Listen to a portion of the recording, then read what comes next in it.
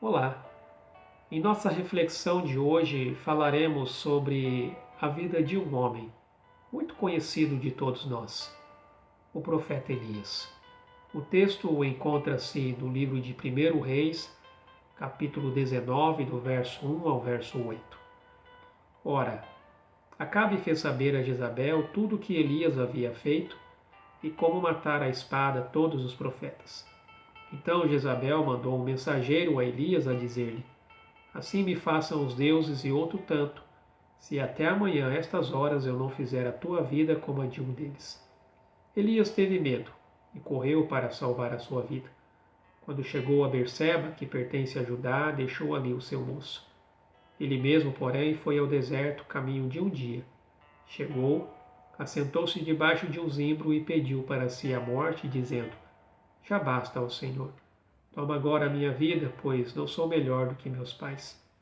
E deitando-se, dormiu debaixo do zimbro. De súbito, um anjo o tocou e lhe disse: Levanta-te e come. Ele olhou e viu que à sua cabeceira estava um pão cozido sobre brasas e uma botija de água. Tendo comido e bebido, tornou a deitar-se. O anjo do Senhor voltou segunda vez. Tocou-o e lhe disse: Levanta-te e come, pois muito longo te será o caminho. Levantou-se, comeu e bebeu. Com a força daquela comida, caminhou 40 dias e 40 noites até Horebe, o monte de Deus. Em momentos difíceis, provavelmente você já deve ter sentido falta de energia e, portanto, vontade de ficar deitado na cama sem muito ânimo para qualquer outra coisa. Ou pode ser que você esteja tão revoltado por alguma injustiça cometida contra você que sua tendência seja de ficar remoendo o acontecido ou o diálogo que pretende ter com a pessoa que te feriu e acaba se desconcentrando de outros afazeres do dia. Ou você está passando por momentos de grande pressão e ansiedade que não consegue nem dormir direito. São tantas as situações que nos afetam e perturbam que nem mesmo sabemos o que fazer. Neste processo de altos e baixos que a vida nos traz, precisamos buscar os meios para levantar e continuar nossos afazeres. Pode ser que, ao decidir dar limites às emoções, você ainda vá para outra atividade com algum sentimento de desconfortável ou com pensamentos perturbadores. Mas o fato de você ir e tirar o foco daquilo que o perturba ajudará você a caminhar com a sua vida, por mais que ainda esteja se sentindo conturbado. Mudar o foco pode significar decidir levantar da cama, mesmo sem muita vontade, e ir fazer uma caminhada no quarteirão. Após chorar por alguns minutos, enxugar as lágrimas e ir, mesmo com algum pesar, lavar uma louça, ler um livro, ligar para uma pessoa, voltar ao trabalho, assistir a um vídeo que possa ajudá-lo.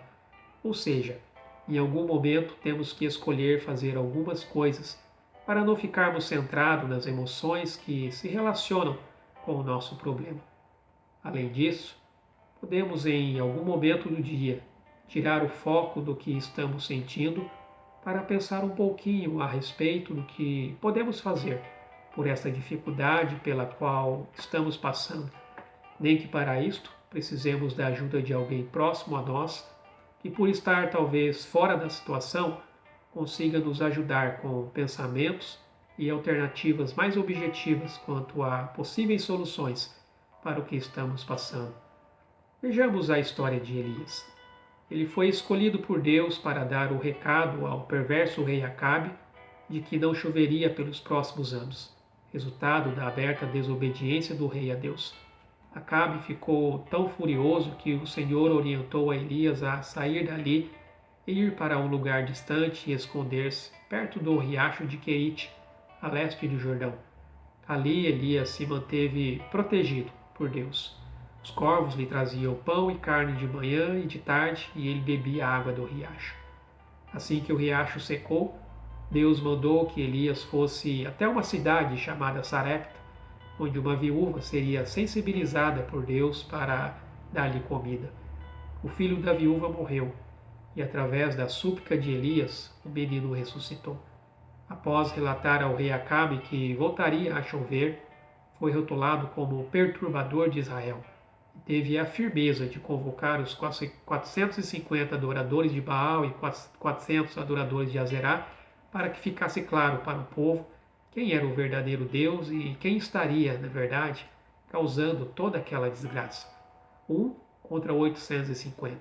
Mas o um não estava sozinho. Estava com o Criador do universo, o Deus de Israel, e venceu. No entanto, depois de tantas maravilhas vividas ao lado do Senhor, ao ser jurado de morte por Jezabel, a esposa de Acabe, Elias teve medo e fugiu para salvar a vida. Pediu a Deus para morrer. O sentimento de tristeza tomou conta do seu coração, sem energia, sem vontade de viver.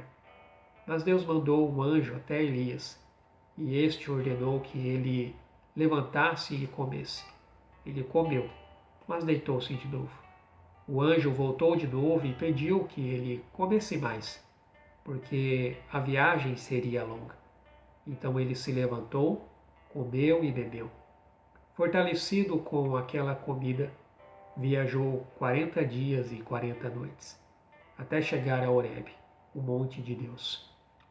Já saiu para cumprir outro chamado de Deus. A força que temos que ter para deixar algumas emoções de lado e pensarmos em alternativas é resultado da ação de Deus em nos mostrar o que está por trás de nossas emoções e nos fazer agir, baseado nesta revelação. O anjo não levantou Elias. Elias precisou decidir levantar-se e comer. Deus nos orienta, nos capacita, nos dá condições para continuarmos caminhando, mas algo precisa acontecer da nossa parte.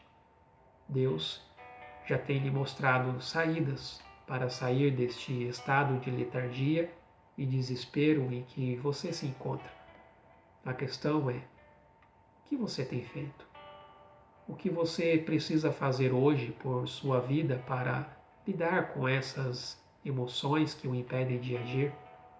Tome a sua decisão, levante-se, coma e Deus o fortalecerá. Lembre-se, os sentimentos revelam o estado em que se encontra o nosso coração. Portanto, creia nas promessas e no agir de Deus, e Ele mudará a sua disposição. Vamos orar. Ó Pai, muitas vezes nos encontramos abatidos, desanimados diante das circunstâncias da vida, deixando-nos levar, ó Deus, pelos nossos sentimentos. Mas sabemos, ó Pai, que os sentimentos são apenas os sintomas de um coração corrompido pelo pecado. Por isso eu te peço, em nome de Jesus, que o Senhor nos ajude e que possamos ter a disposição, ó Deus, de nos levantar e continuar, ó Deus, porque o Senhor é a nossa esperança, o Senhor é o nosso refúgio, a nossa fortaleza. O Senhor, ó Pai, é quem nos dá força para continuar. Por isso, ó Deus, eu te louvo e te agradeço. Em nome de Jesus. Amém, Senhor. Que o Senhor te abençoe. Fique na paz.